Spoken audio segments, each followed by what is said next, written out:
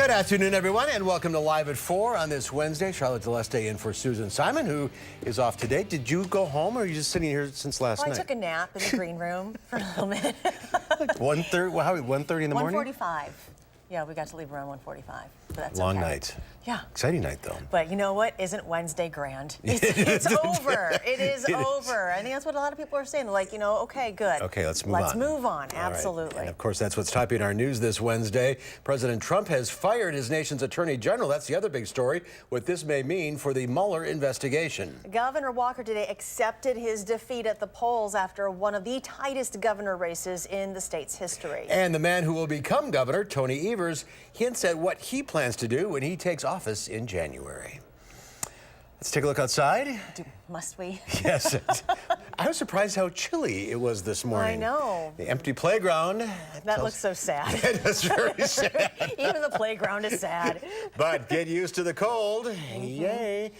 Dana's in the backyard with our forecast, the jacket on. It is chilly outside. I was not about to try to brave it and force myself through just a few minutes of being outside without the jacket. It's cool for us, and I hope you're getting used to the cold because it's going to hang around at least into the start of next week.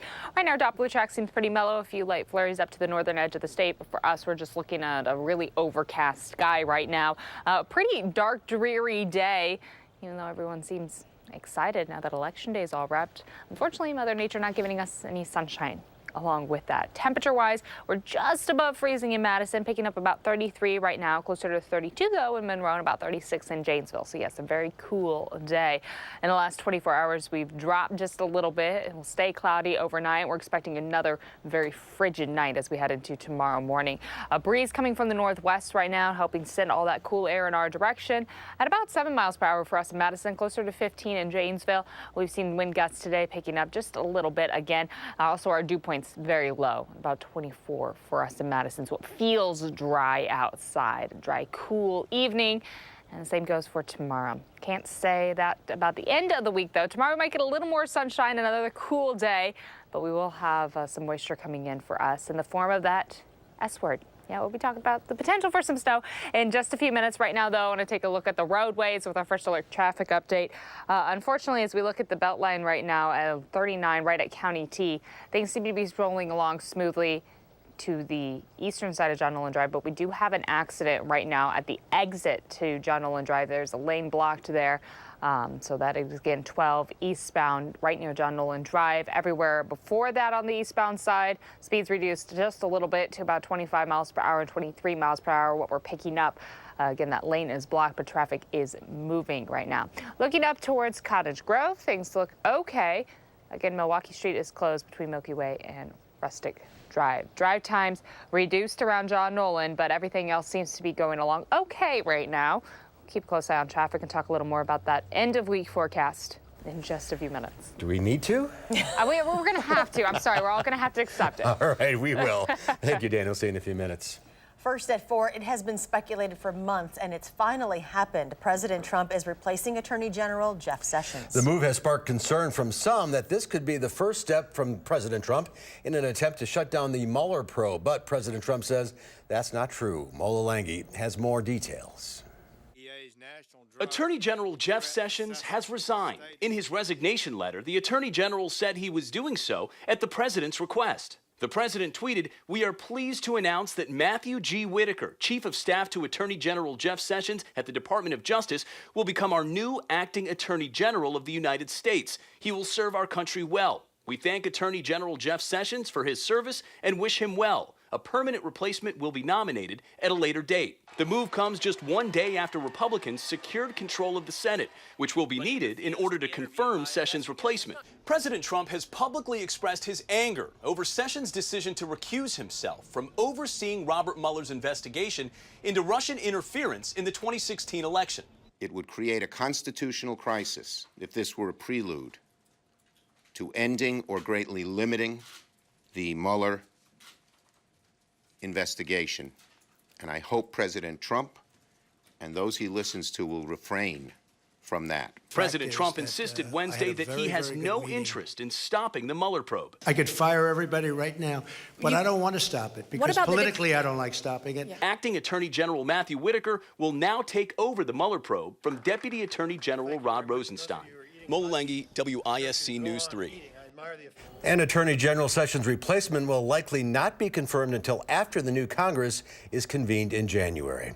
And Governor Scott Walker is conceding the race this afternoon, paving the way for a transition for Governor-elect Tony Evers. News 3 has team coverage of this historic election and what is next. And we're going to begin with Chief Political Reporter Jessica Arp with Walker's concession today. Well, yeah, it wasn't clear until this afternoon exactly what Governor Walker intended to do in this race, but we know tonight that there will be no recount, and State Superintendent Tony Evers is now the governor-elect of Wisconsin.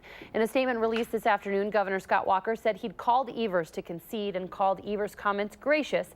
Also said he'd offered Evers the full support of my staff and our cabinet as he begins the transition process. Walker said it had been an honor to serve as governor and, quote, "We've come a long way together, and it is my sincere hope that the progress we've made during our time in office will continue." Now, of course, this comes after the lieutenant governor took the stage in Waukesha just before 1 a.m. this morning, telling supporters at the Ingleside Hotel that the fight was, quote, "not over," and saying they were preparing for the likelihood of a recount.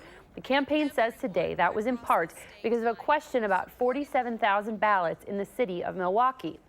Those ballots, we're learning from reporting out of Milwaukee today, were absentee ballots that were kept in a central location rather than being sent to polling places for counting. The city of Milwaukee election officials said in a news conference that 2,000 of those ballots were reconstructed ballots, an apparent issue with glue from envelopes getting on some of the ballots, them needing to be recreated. In the statement from his campaign, the Walker team said they inquired specifically about those ballots, but said even those, in challenging them, a change in the result would not have been enough to change the outcome of the election. Remember, there is a new law in effect when it comes to recounts. You can only ask for a recount if it's in 1% of the total vote totals. So that would have been something about 26,000 votes. Right now, the margin's at about 30,000. So unless there were a significant number of votes challenged, that wouldn't have changed. It wouldn't have allowed him to ask for a recount. A law that Governor Walker pushed through. That's right. There was Ironically. it's not even a year old. I think it was signed into law the last week of November of 2017. So that's a pretty recent development there. But there were a lot of questions about what was happening with those ballots last night. Where were they? How many ballots were reconstructed? Why were they reconstructed? What was happening with them? So it sounds like the campaign wanted to get some answers on that before they made it any decision moving forward. Now we have an official concession. We haven't heard at this point who the governor intends to sort of task with helping lead this transition and connecting with Tony Evers' campaign. The Evers campaign is just getting started on this as well. And the reconstruction, I mean, that's overseen by bipartisan people. That's right. I mean, it's not just you and me in the back room. Right, exactly. There's usually volunteers for both Democratic and Republican parties that are at the polls. Whenever this happens, there's a poll worker involved. There's usually observers or poll workers from either party that are involved in that discussion, in that recreation of that issue. So yeah, it's not something necessarily done behind the scenes. Going on here. That's right. All right, Jess. Thank you. You're welcome. Well, the new governor-elect is giving some insight today into his plans when he's sworn into office next year. Tony Evers says it is always tough to the transition process after a new leader comes into power, but he's been preparing for a while now. Rose Schmidt outlines his plans for the future. Yes, well, this is about more than just a new governor. It's about a shift in party in the State House.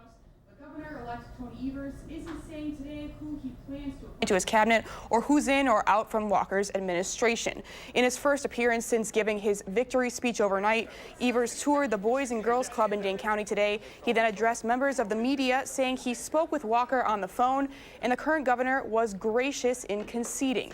Evers says he has every confidence in the election results and congratulated other Democratic candidates who also won last night. It felt good, but there was never any question in my mind that we were going to win this race, and so we feel confident going forward. Clearly, we're tired, but we're excited. We're excited about the transition plan that we put together so that we're going to have a great government transition. Evers added that he will begin to put together his transition team and cabinet in the coming days, with the state Senate and Assembly both controlled by Republicans. But there's a question of how Evers will be able to get legislation passed. He said today he plans to meet with the 2 Republican heads of those houses and work together to solve state issues. Senate Majority Leader Scott Fitzgerald plans to speak to media tomorrow about this process. The governor-elect then will be sworn into office on Monday, January 7th. So he's going to have to do a lot of things pretty quickly. But it is a process, a transition, and that's how this government works. He said he's been preparing for this for months, and he's ready for it. So we'll see what happens. Good to hear. All right, Rose, thank you. The state attorney general's race also went back and forth during the night, with Democratic candidate Josh Kaul declaring victory over Republican incumbent Brad Schimmel this morning. Kaul said he will ensure DNA matches from the testing rape kits are fully investigated and will work with the legislature and the governor to increase testing times at the state crime labs. He says he will be serious about holding pharmaceutical companies accountable for their role in the opioid epidemic, and he will work with Governor-elect Tony Evers to withdraw from the lawsuit that is seeking to invalidate the Affordable Care Act. When I take office, I will also work with Tony Evers to withdraw from the lawsuit that is seeking to invalidate the Affordable Care Act.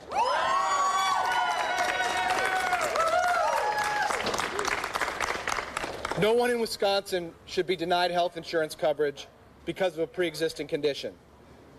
And protections for people with a pre-existing condition shouldn't be put at risk.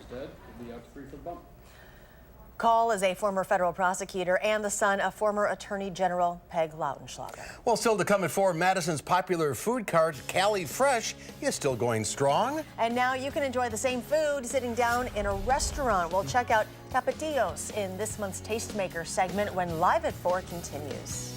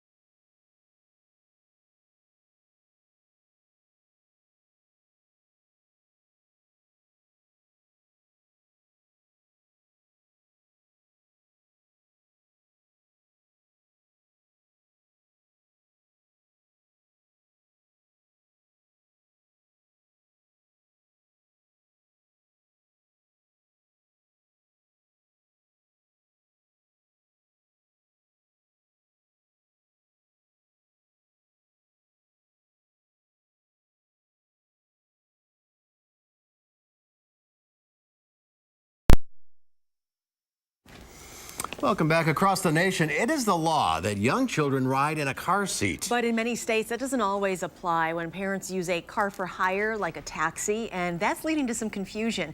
Research from Virginia Tech University finds there are 35 states where cabs are exempt from laws that require young children to travel in a car seat.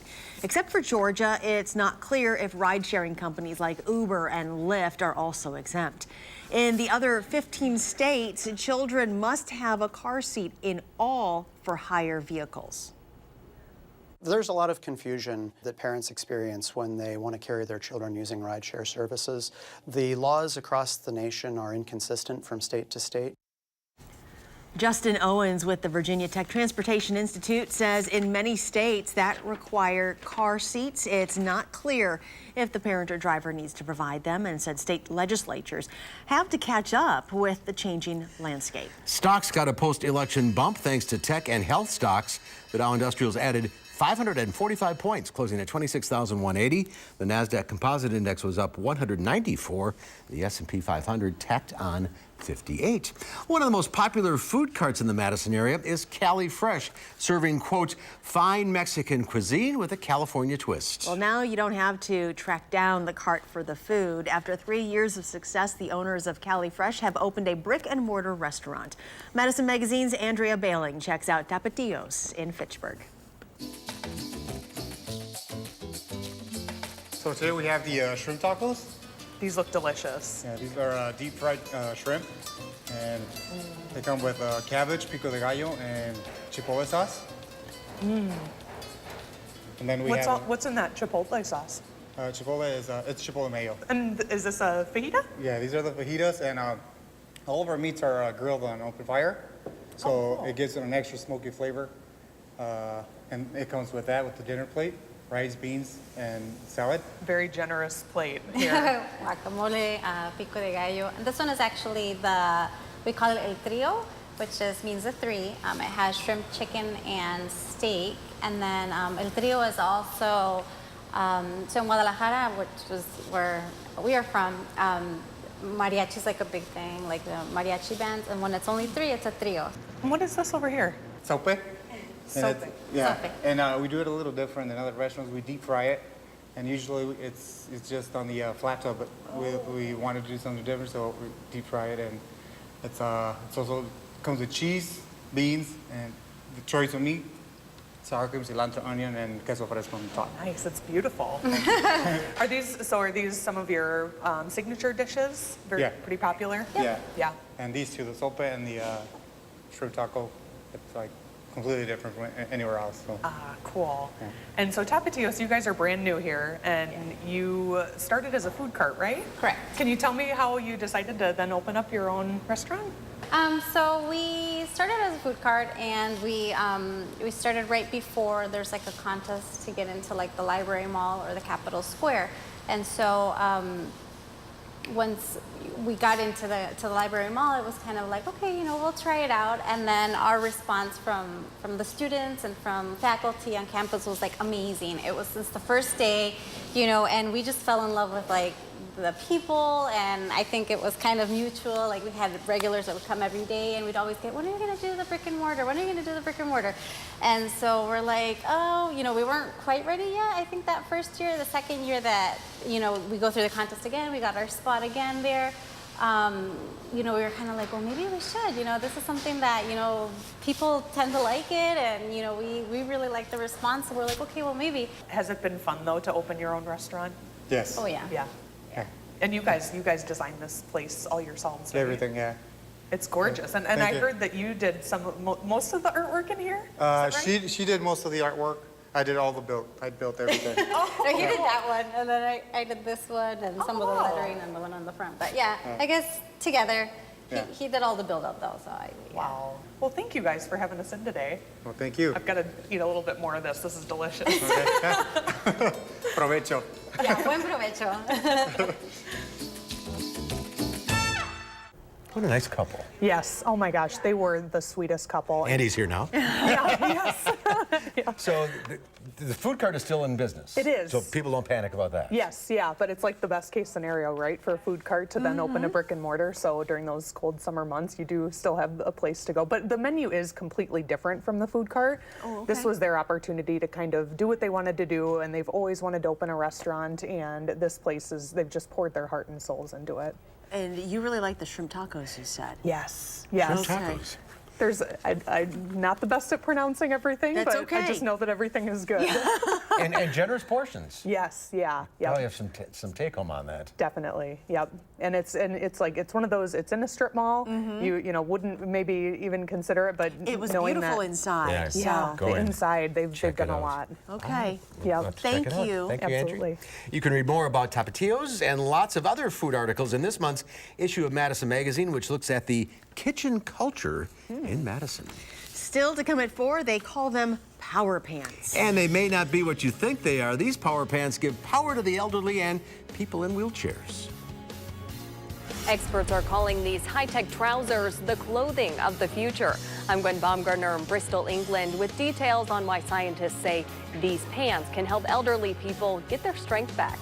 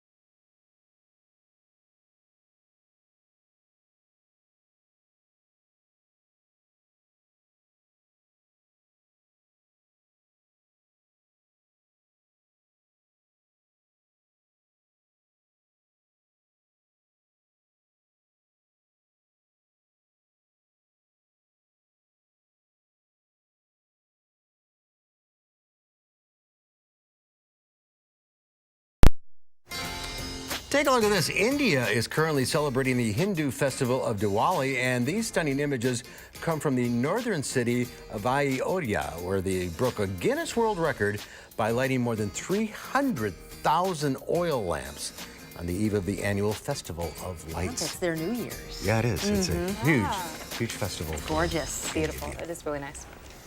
Go ahead. It's Wednesday, if you didn't know, November 7th. It is International Stress Awareness Day. Good day to just stay zen. Yes, after yesterday. Yeah. It's also National Eat Healthy Day. This is what our newsroom, do we have a shot of that? This is what our newsroom looked like after Election Day? Well, maybe. Maybe somebody can bring it here.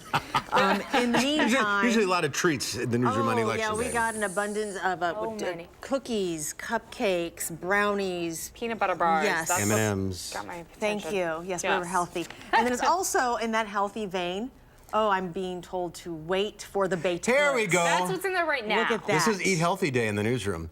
Is that it for the cookies? Yeah, and the peanut butter things are almost gone. You're kidding No, me. that's what I wanted to Well, there's try. still some out there. Okay. I would like be there in a M&M minute. cookie, And they put that right next to my please. desk. Yeah. And there's Steffo right there. Nice. Okay, so in that healthy vein, it is National Dark Chocolate with Almonds Day. So we've got a variety. Dark chocolate and almonds are both. It's supposed to be very, what is it, antioxidants. Antioxidants. Heart healthy, right? Yeah. Small doses still. Right, but so we've got And this is, skinny dipped. and it says not to have them Chocolate. over 70 degrees. Yes, Right. or And else it'll melt. And it's 85 degrees in the studio. But it would be good outside, right? Yeah. Chocolate would be fine. No melting chocolate It'll concerns. keep you warm outside. Yeah, I like it. Oh, I'm sorry, it's 86. It's Oh, we just you got an stand update. corrected. Great. It's not 86 degrees outside, y'all. Cloudy for us and chilly, chilly weather ahead. Oh, this is We will so break down the This is good, forecast too. in just a few minutes. Mm. So is it in the chocolate? Yeah. This is really good.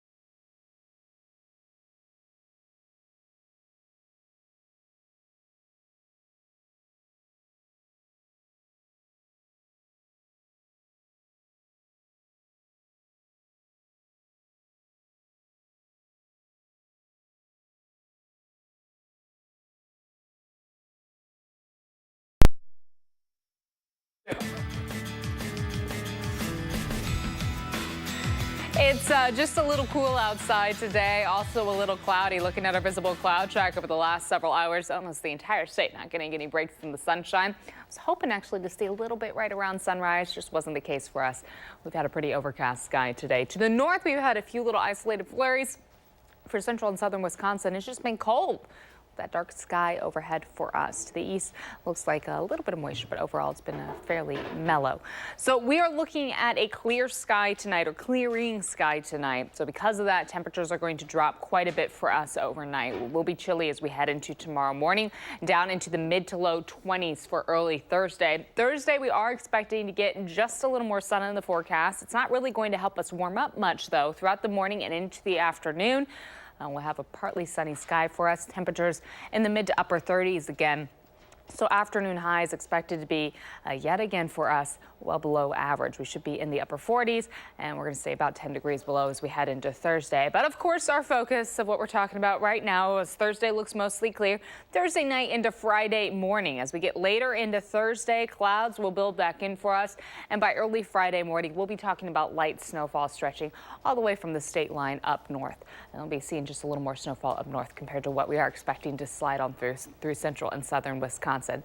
Throughout the morning, we are going to have some light snow, not expecting anything too heavy, and as you can see, pretty broken apart for us. But because this could be the first significant or measurable snowfall for the season, definitely make sure you plan a little ahead for Friday morning. Give yourself a little extra time on the roads as everyone just kind of shifts into winter gear for us. So as we head through the rest of the morning on Friday, we will stay cloudy. Our snow showers slowly breaking apart, heading around towards noon. We still have a little more snowfall off to the eastern side of the state.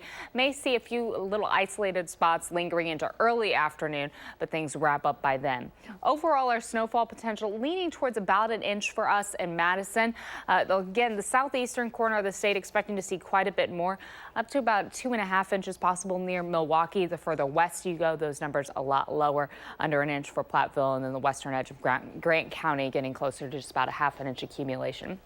Some models, as usual, just a little more generous, but this is kind of what we're leaning towards as we head into Friday morning. Nothing too significant, but still a little over an inch for us possible. Because of that threat for snow, we do have an alert day in the forecast for Friday. For us, again, expecting just about an inch in Madison. The roads may be a little slippery during your morning commute. So again, I want to make sure you have a little extra time on the roads if you can. Now, our average first day of snow is November 5th. We've passed that. Last year, our first day of measurable snow was November 18th. Going back to 2016 was all the way in December. So we're still sitting a little earlier than what we've seen for the last few years, not quite for 2014, but on track as far as being close enough to average. Overnight, our temps are going to drop quite a bit. This is the next 12 hours. Our wind speeds, thankfully, will stay just a little calmer for us overnight. Right now, downtown, it's just cloudy outside, a little dreary, unfortunately, for our Wednesday. Today we hit a high of 36 degrees. We should have been a little closer to 50, but our overnight low right where we should be to start off the morning in the low 30s. Tonight we'll be dropping into the lower 20s, cloudy this evening and then becoming partly cloudy, so clearing for us as we head into tomorrow. That clearing sky just helps us cool down a little more. Tomorrow, again, we will get some sunshine, which is nice. It's just not going to help us warm up too much. It's going to be cold tomorrow with a high of about 38 degrees. Chilly outside.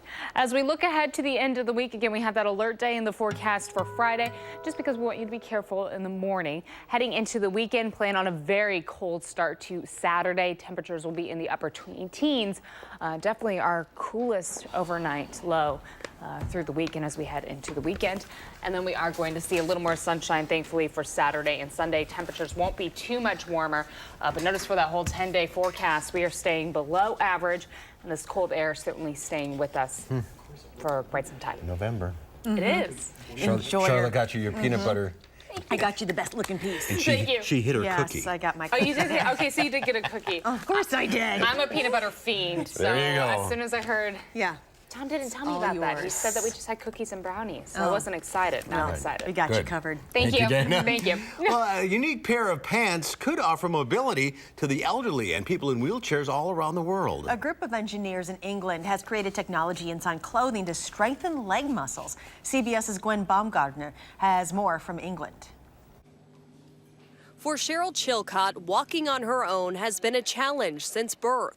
I can walk a bit, but I'm kind of always holding on to furniture or always looking for the next place to sit down or take a rest. She thought a wheelchair would be her only option until she found out about these pants. Scientists say robotic technology stitched into the seams is a breakthrough for millions who need help to move. Yeah, for those people who really don't have much muscle function, then the pants will give them a lot of power. That's the goal. It's the wrong trousers. Engineers at England's University of Bristol found inspiration from the Wallace and Gromit film, The Wrong Trousers. So with that in mind, it's very natural for us to call ours not the wrong trousers, but the right trousers. Bubbles like these are sewn down the thighs of the pants. They act as extra muscles, expanding with air to help you stand or contracting to help you sit. We have these components on the side here. That's where electrodes stimulate leg muscles to move. Researchers say the pants can boost leg strength and mobility by 10%. So this is a $2 million pair of pants. I think maybe these are some of the most expensive pants in the world. But the price is expected to drop quickly. And our goal is to make these within about 7 to 10 years cheap enough that the average person could go into a store and could buy them and can use them. That means Chilcott could be wearing them by the year 2025. It'll make a big difference to a lot of people. Researchers say the right trousers are a huge step in keeping people moving. Gwen Baumgardner, CBS News, Bristol, England. Also adding to the pants' expensive price tag are knee supports, a washable material, and an expandable waistband. Kind of exciting technology. That is great. I just wish it would come out sooner than 2025. Yeah, it's a ways off. Wow. Well, there's more to come at 4. Fresh off her election victory, Senator Tammy Baldwin sits down with our Rose Schmidt. We'll have her reaction to the midterm election and her plans for her second term in Washington. That's when Live at 4 continues.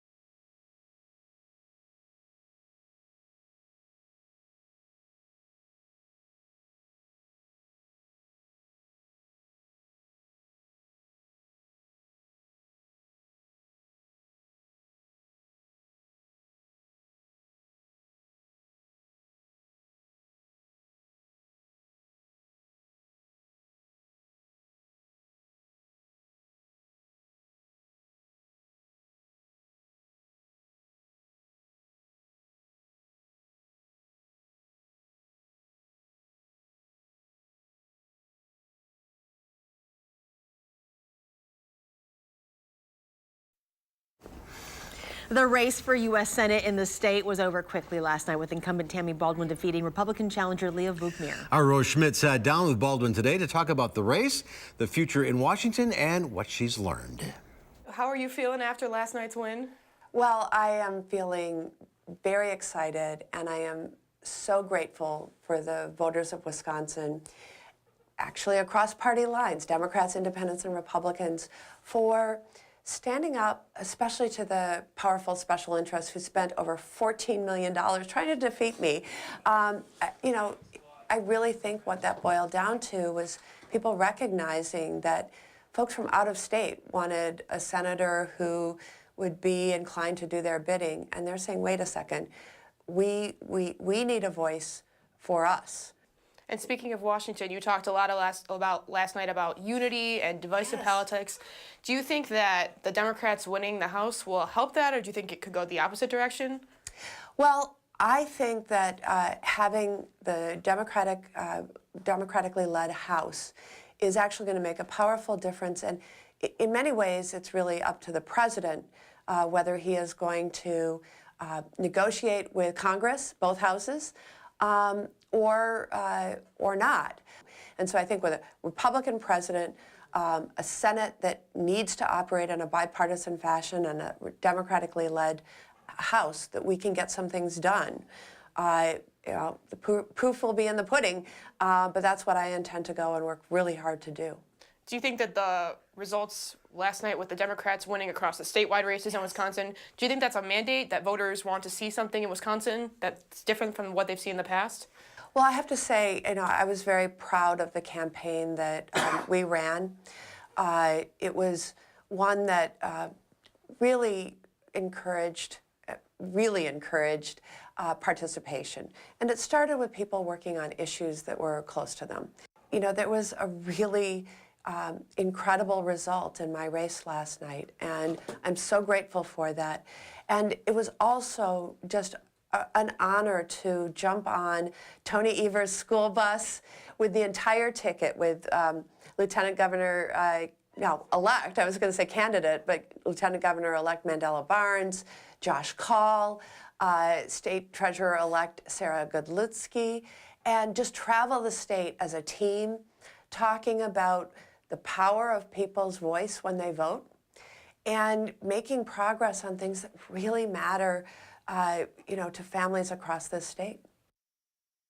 Tammy Bolin, 6 more years. A new term starts in January.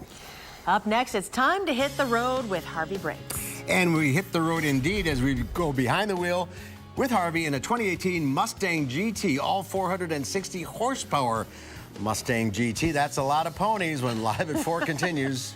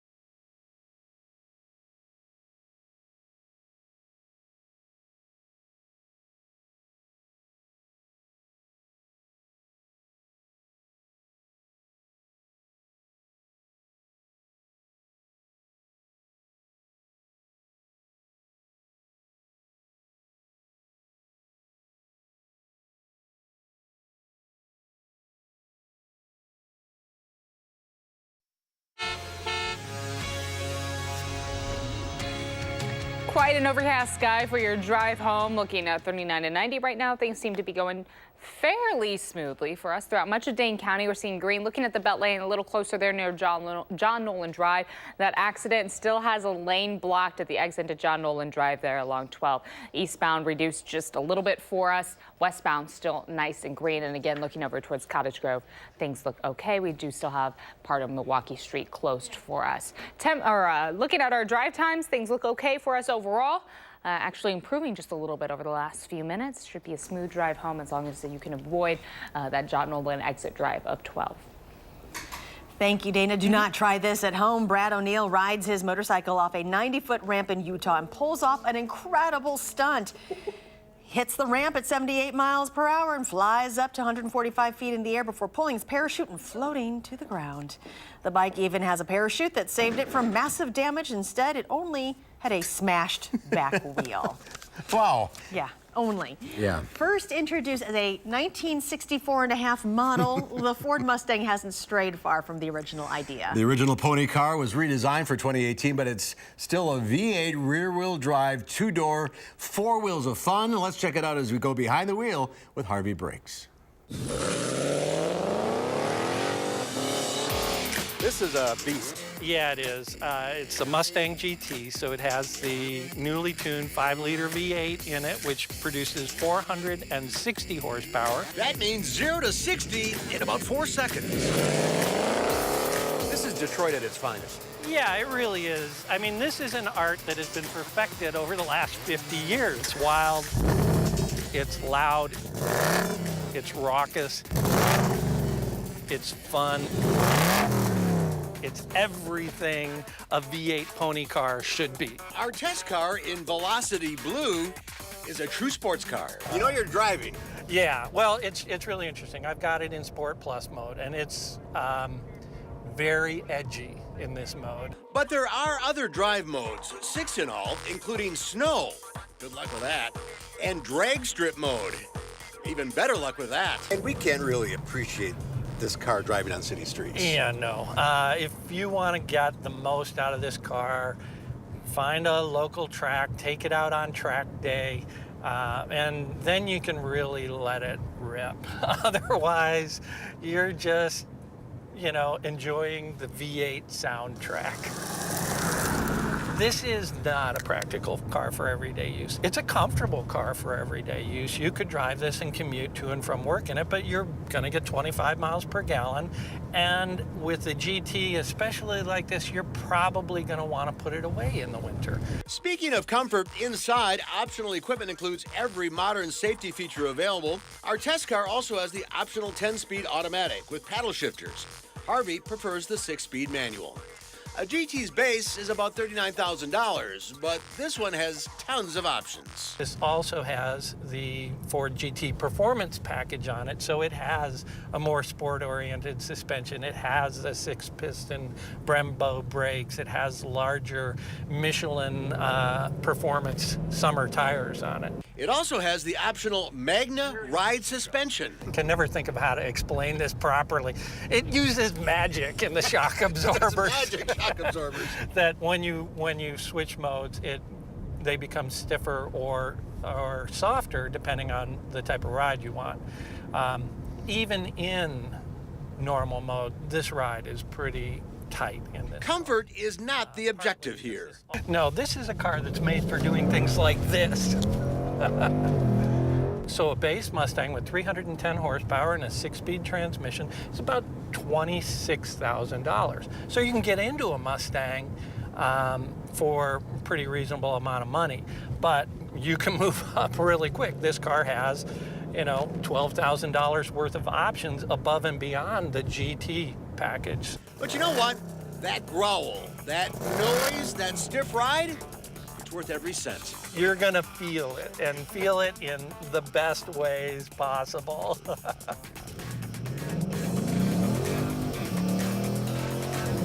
That's stunning. Yeah, for a car, that you can get right out of the showroom, just like this. This car is brilliant, right out of the box. And Harvey is here. Now, you get these cars for about a week and a half or so. This is a hard one to give up. Yeah, you know, they show up and sometimes it's like, here, take the keys. This one was like, I can't quite remember where I left them. No, Come back next week. Yeah, that was a tough one to let go, but it's, you know, it was a great car to have here for a week. And now that the temperature's dropping, actually, let's let that one go away. We'll get it back next summer. That had summer tires on, which you can't really use in the, I mean, you can damage them in the cold. Right. They're made for certain temperatures. If you drive them below freezing temperatures, the rubber gets really hard on those summer tires, and you can do damage to them, especially if you go over potholes or things like that. There is something about that rumble, isn't it? Oh, yeah. There's you know, when all is said and done and we go to electric cars, I'm really going to miss that. You know, I was walking the dogs the other day and one of these went by. I just smiled. Yeah. Just smiled at that sound.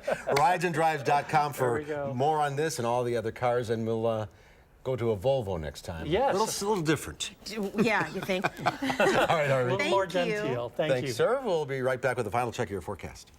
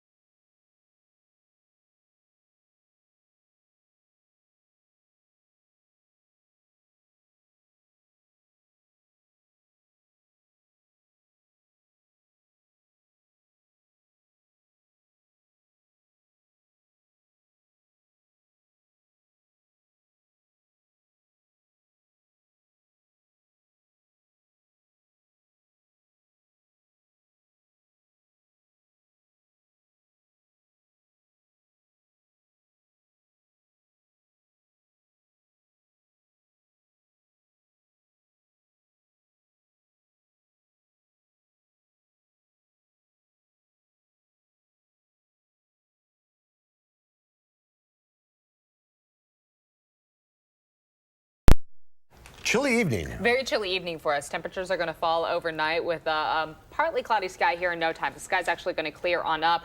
We're in for a cold several days and the chance for snow Friday morning, so we do have an alert day in the forecast for Friday. The possibility of about an inch of snow for us in Madison for your morning commute. Oh, the first one's always fun. People forget how to drive. Right. It'll be a little slick out. So. All right, Dana. Thank you. We'll be right back.